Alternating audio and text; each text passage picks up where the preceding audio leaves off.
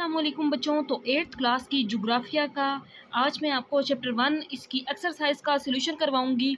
और Urdu medium English medium दोनों के लिए सेपरेट सॉल्यूशन है, और उर्दू मीडियम के लिए जो सॉल्यूशन है वो ऑलरेडी अपलोडेड है चैनल पर, आप वहां पे देख सकते हैं। और 8th क्लास का मैथ साइंस सारी न्यू बुक्स जितनी हैं उनका तमाम का सॉल्यूशन है। तो आज मैं करवाने लगी हूँ ये है जोग्राफिया का चैप्टर 1 ओशंस एंड सीज। तो इंग्लिश मीडियम के लिए भी मैं साथ साथ सब वर्ड्स की उर्दू में मीनिंग भी बताऊंगी ताकि आप लोगों के लिए आसानी हो जाए। तो ओशन एंड सीज इसका मतलब है बहर और बहीरे। तो हम आज देखते हैं इसकी एक्सरसाइज को। एक्सरसाइज में मौजूद एमसीक्यूज और शार्ट क्वेश्चन का करवाऊंगी मैं सोल्यूशन। तो आ जाएं इसकी एक्सरसाइज पर बच्चों। सबसे पहले तो हम आगे हैं इसकी एक्सरसाइज पर। ये बताया है आपकी बुक का पेज नंबर 11। तो बच्चों साथ साथ आपने इसका आंसर अपनी बुक्स पे इसी तरह फिल करते जाना है। One of the largest ocean of the world, दुनिया का सबसे बड़ा बहर कौन सा है? पैसिफिक ओशन बहरुल काहिल है।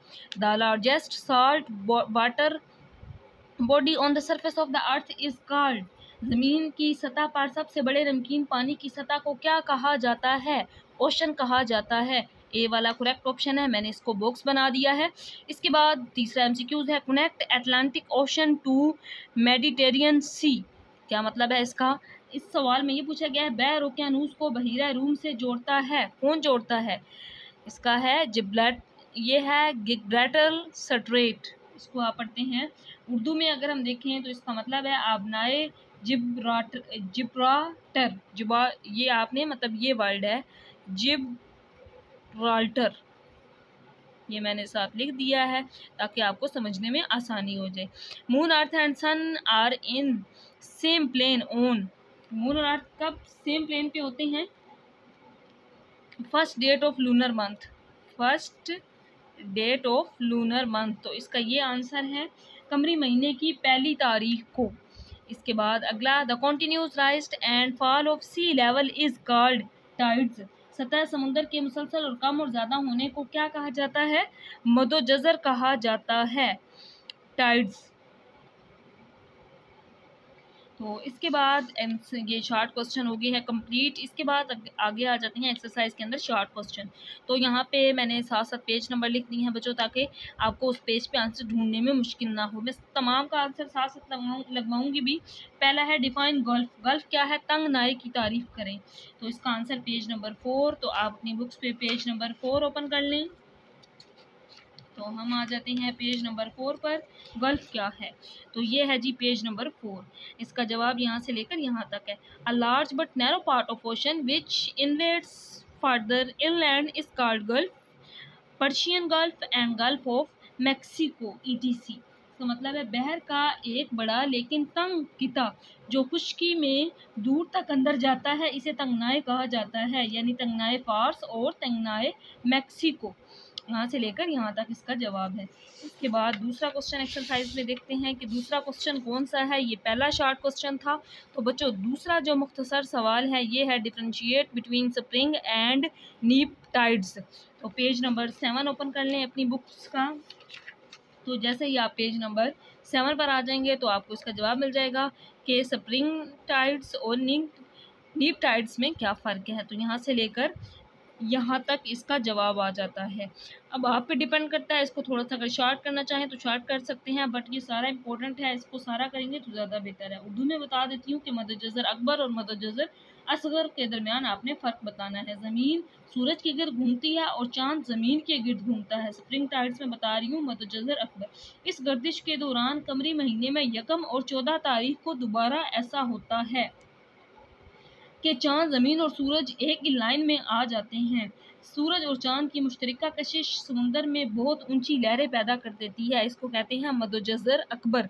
इसके बाद नीप टाइड्स मदोजज़र असगर क्या होता है? एक कमरी महीने में 7 और 21 तारीख को दोबारा ऐसा होता है कि चांद और सूरज ज़मीन के साथ जाविया कायमा बनाते हैं। दोनों की कशिश एक दूसरे के खिलाफ काम करती है, जिसके नतीजे में समुद्रों में मामूल से नीची लहरें पैदा होती हैं, जिसको क्या कहते हैं? लो टाइड्स पैदा होती हैं, जिसको हम क्या कहते हैं? नीप टाइड्स कहते हैं, यानी कि मदोजज़र असगर कहते हैं। तो ये इस दूसरे सवाल का जवाब था।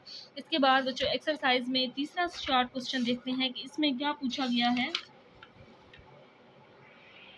तो तीसरा शॉर्ट क्वेश्चन है differentiate between ocean and sea. Ocean और सी में क्या फ़र्क है, बैर और बहीरा में क्या फ़र्क है। पेज नंबर 1 पे इसका आंसर है।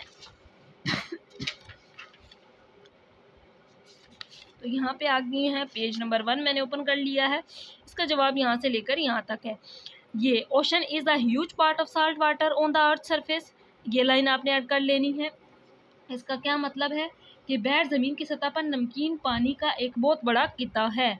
The largest body of water on the surface of the ocean of the earth is called ocean and an adjacent smaller body of water located on the margins of the ocean is called sea. तो यहाँ से लेकर यहाँ तक दोनों की definition है।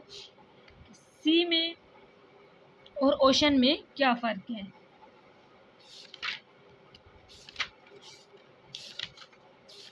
इसके बाद जो एक्सरसाइज में अगला क्वेश्चन है, question 4, what is the difference between strait and isthmus. Strait और इथमस में क्या फ़र्क है। पेज नंबर 11 और पेज 5। पेज नंबर 11 यही पेज नंबर बनता है। इस पे आंसर ये है, narrow strip of land which कॉन्टेंट two large masses of land is called an isthmus. इसको क्या कहा जाता है, इथमस कहा जाता है। आबनाए यानी कि आबनाए और खाकनाए उर्दू में अगर देखें तो ये मतलब बनता है इसका। तो अब हम देखते हैं स्ट्रेट की डेफिनेशन। ये बनती है जी, पेज नंबर मैंने आपको ये पहले 11 पे लगवा दिया, अब पेज नंबर 5। तो स्ट्रेट यहाँ से लेकर यहाँ तक स्ट्रेट की डेफिनेशन बच्चों आपने इस क्वेश्चन में यहाँ से लेकर यहाँ तक कर लेना है। इसके बाद अगला जो 5वां शॉर्ट क्वेश्चन है वो नेक्स्ट पेज पर है।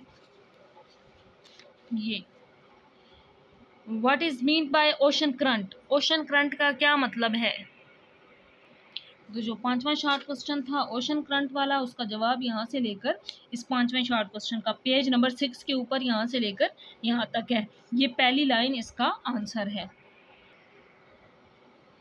जो 5वां क्वेश्चन था what is mean by ocean current, page number 6 के ऊपर ये पहली लाइन यहाँ से लेकर यहाँ तक इसके जवाब में आपने कर लेनी है। तो इसके बाद एक्सरसाइज का क्वेश्चन नंबर 6 जो है, give 2 major threats that ocean are facing nowadays. तो 2 थ्रेट्स बताने हैं, समुद्रों को पेश आने वाले 2 थ्रेट्स, 2 खतरात।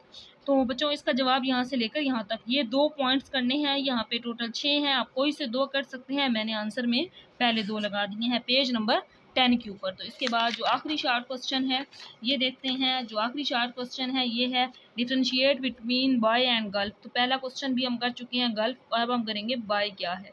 पेज नंबर 4 के ऊपर बच्चों इसका जवाब है। तो जैसे ही पेज नंबर 4 ओपन करेंगे तो उसका जवाब आपको मिल जाएगा इस 7वें शॉर्ट क्वेश्चन का, यहाँ से लेकर यहाँ तक। बाय और गल्फ, गल्फ में पहले करवा चुकी हूँ क्वेश्चन 1 में। बाय का मतलब होता है खलीज। यहाँ से लेकर यहाँ तक आपने इसका जवाब कर लेना है। तो बाकी इसके जो लॉन्ग क्वेश्चन है वो नेक्स्ट लेक्चर में करवाऊंगी, और इसमें आपको मैंने शॉर्ट क्वेश्चन MCQs करवा दिए हैं। किसी वर्ड का कोई मीनिंग किसी को समझना हो, इससे रिलेटेड कोई भी क्वेश्चन हो तो कमेंट सेक्शन में ज़रूर पूछिएगा। अल्लाह हाफिज़।